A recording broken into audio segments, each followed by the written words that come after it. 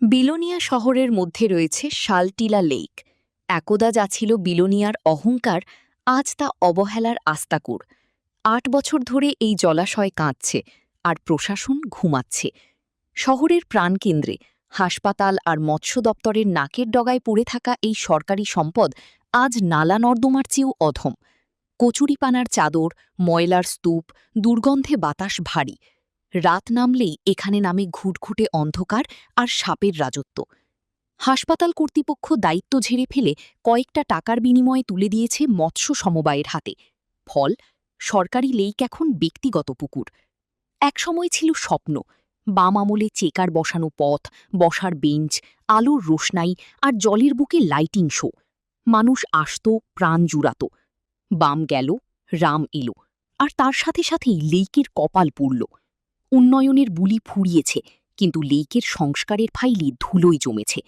জেলা, মহকুমা, পুর পরিষদ, তিনতলার তিন মূর্তি আজ বোবা কালা। এমনটাই অভিযোগ এলাকাবাসীর। ঠিক আছে, মনে করো আমি এখন করতেছি, পাড়া প্রতিবেশী আছে, অনেকেই আছে, সবাই কইবই কথাটা।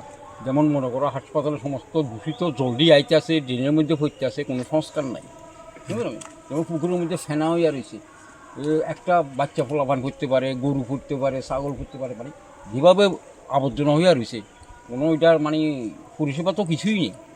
কত বছর হয়েছে এটা? এটা মনে করো 7-8 বছর এইভাবে পড়ে রয়েছে।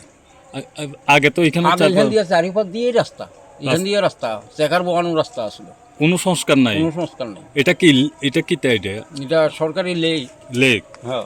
হ্যাঁ। আর তাছাড়া তোমার পোস্টে কোনো লাইট নেই, আগে কিন্তু লাইট।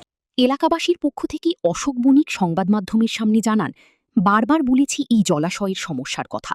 এমনকি দাবিও জানিয়েছি, পাড় বাঁধান, আলো দিন, জল ব্যবহারের ব্যবস্থা করুন। কেউ শোনে না। এটা কি উন্নয়ন? এলাকাবাসীদের দাবি অবিলম্বে লেকের সংস্কার ও সৌন্দর্যায়ন করার। Bureau report, news now.